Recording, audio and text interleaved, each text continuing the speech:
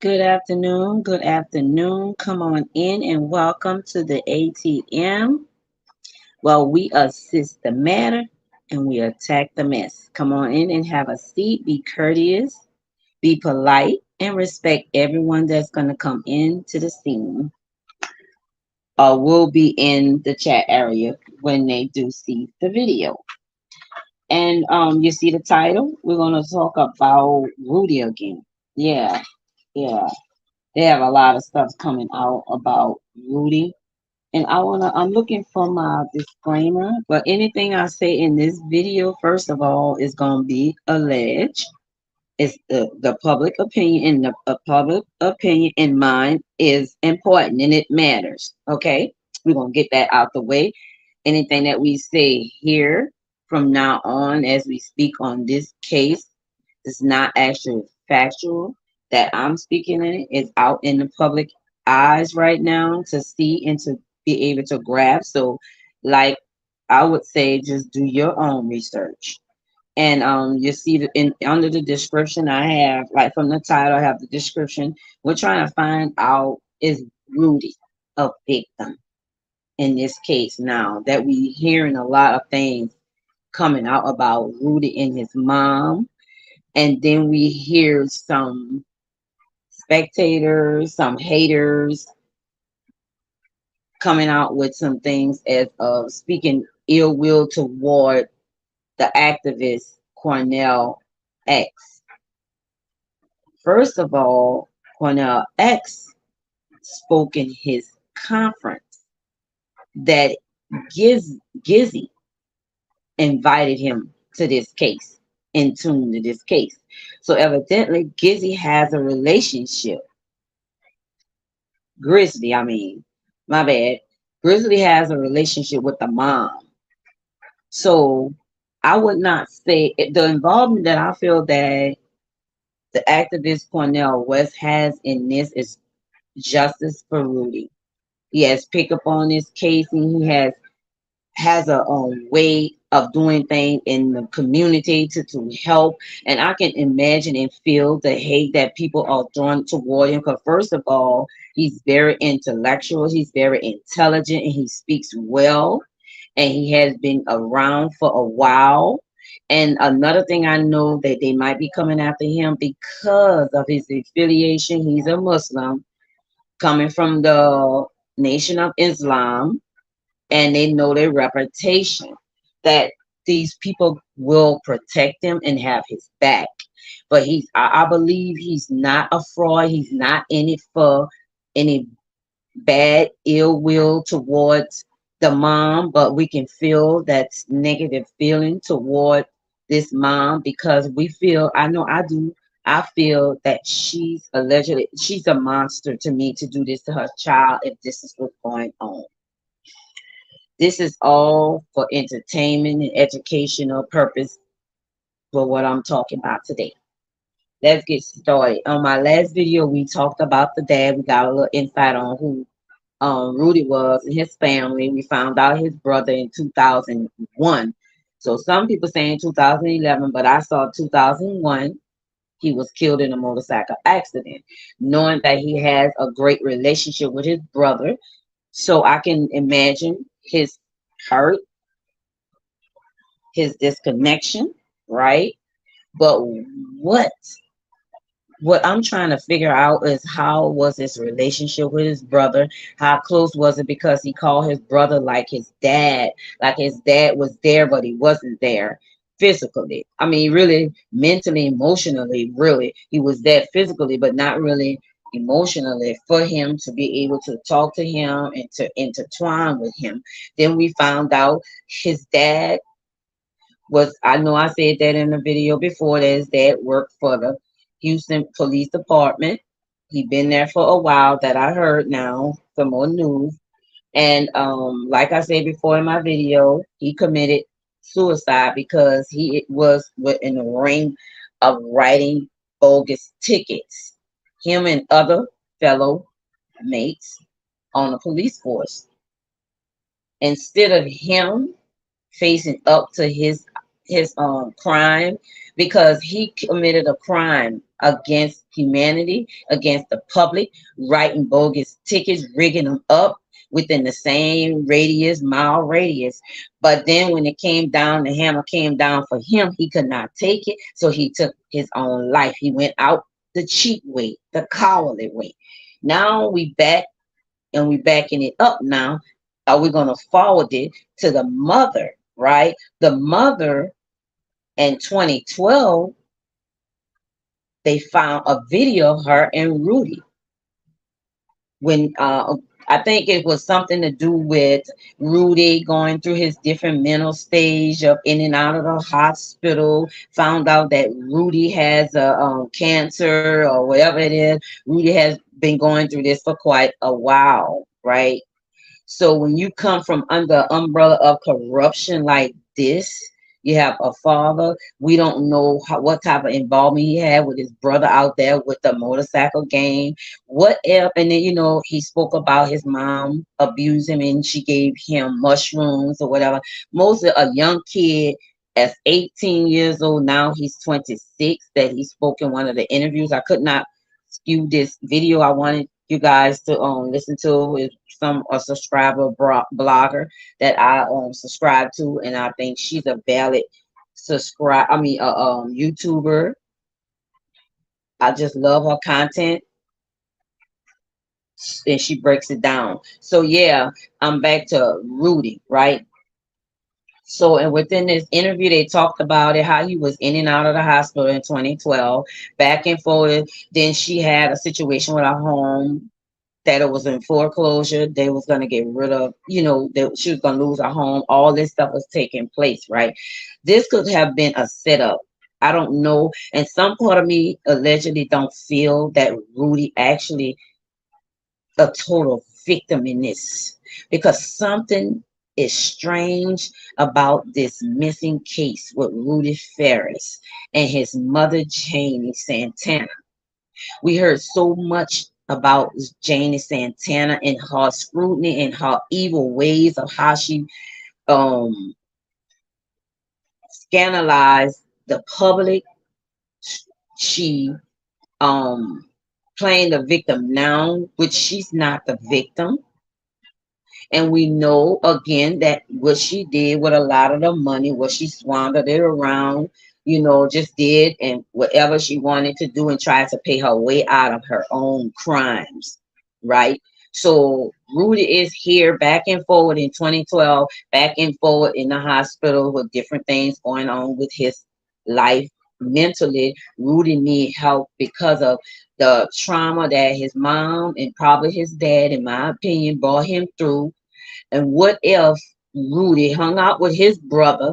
Because most of the time that I've known motorcycle riders, bikers, they are really just wild. They are some wild drinkers, druggers. And it sounds like the typical 18-year-old that's out here drugging and using all types of booze, trying things, trying to figure himself out in this pathway. He have a controlling mother that puts him in a situation that he will be the father, he will be the caretaker at 18 years old, growing up in the home after 8 years. So what part a role did he play also? Like I said with Quenelle West, I had put under the description what role, not really what role, what was his involvement and what was his motive. Like I said, his involvement because of Grizzly, some kind of way Grizzly. We need to be looking at Grizzly and not looking at Quenelle West. What's her motive? Why did she involve him in this? She knew on Janie Santana.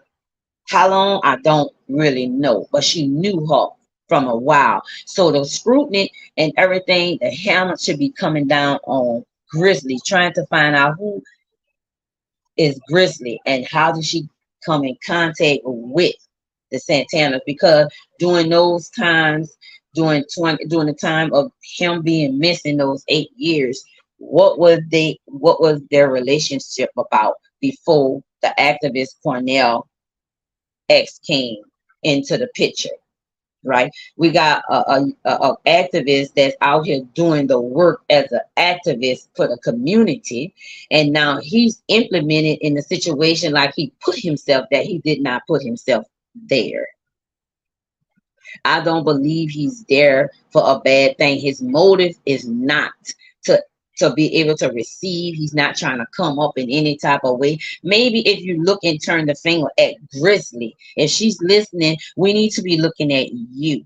And what's your motive? What's your involvement? Because we know an activist is always there. Majority of them is there to bring about justice and about restoration to the family, to the victims, whatever it is. In this case, we are a divided line between being a victim and a perpetrator, because some way within Rudy's life of being here and through these 8 years, he played, to me, he played the predator. He wasn't always the victim.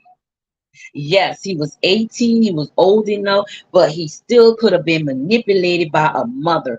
Our me as a mother, it was easy to manipulate your children, especially when you have their little young tender minds, that you can really drop the seed of discord in their lives that they cannot really cope with a lot of the things that are coming before him. He wants to really tell the truth, but he's afraid now, but he's opening up because he knows it's coming down on him. Also, he can be in trouble as well because he played the game with his mother.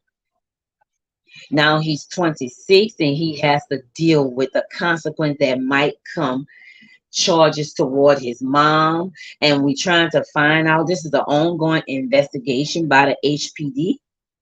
They haven't brought any charges against her. I don't know why, because it proves that she extorted the public with this GoFundMe. She had gotten fundraisers. She went to different states raising monies, contacted other families that has been missing, children has been missing, family members has been missing, engaging with them in order for her to gain their trust, to get money. It was all about a cahoots and getting money from different sources and organization. Whatever she can get, she was trying. She have made preparation. She have succeeded in some ways, but the 75,000 that she was asking for in the GoFundMe, she did not get as much. A lot of times family members set these things up, and it's not a legit. So I think GoFundMe, the founder, whoever it is, need to pay attention and find out and do a clean sweep and research on a lot of these people when they ask for these GoFundMe, and people are willing to come out of their hearts, to be able to pour into someone that lost a loved one or even got a loved one that's missing. They have a young lady right now called Lise. Her family needs us now to find out what happening to her with this missing case, because if we let them go on this with this Rudy Farias case, imagine the people that's going to come behind and try to swindle people out of their hard-earned money, saying that their family or their loved one is missing and we need this. They setting a stage or precedent for someone else to do the same thing and bring about criminal charges. Well, this woman, Janie Santana, she need the hammer brought down to her. HPD be holding you accountable because you are corrupt, because you did not take action on the charges that need to be put towards Janie Santana and whoever else is covering up for Janie Santana. This needs to be open. A wide range of investigators need to come in and find out what happened throughout these 8 years of him not actually being missing in 2015, but was alive and not being taken by no cartels, traffickers, but was in the home, living freely in the home. And she was constantly, in my opinion, allegedly receiving funds from other people, going from state to state receiving monies, saying, talking about her child being missing, and she knew that that child was not missing, that child was at home. And you mean to tell me there's no charges? Why, HPD? Why is there no charges? These are facts that she received insurance money. But if you really look at it, let me back it up. I'm saying facts, allegedly. But if she continued to keep Rudy underneath the house, underneath the same roof with her, and look, they was not supposed to, just like the activist said, if that was a man or a woman with a domestic situation, what if they would have separate them? Why would you send a young guy, a young fella like Rudy back into the home of his abuser, so-called abuser, and allegedly his abuser? Because we're not sure if she actually really abused him. So he played the role to get and extort people as well. I believe he went along with his mother because he was old enough to know better. He was 18. Come on now, look at some of the other cases that the news report kept under the rug, and some of them they choose to pull out and terrorize or humiliate some people. And this case, they're not as open with it. It's like almost like they're keeping it on a low level of exposing a criminal for doing the things that they have done to the public. The outcry, the support, the people that were worried about him and what they have done and could have done to help her and Rudy. And now that he's home safely, he's going, I'm praying that he will go through some therapy. If he is a victim like this, go to therapy. And he already exposed his mom. She got caught with her hands in the cookie jar. I believe HPD got caught with their hands in the cookie jar. I believe the father got caught with his hands in the cookie jar. And everybody wants to be a victim. We're not victims.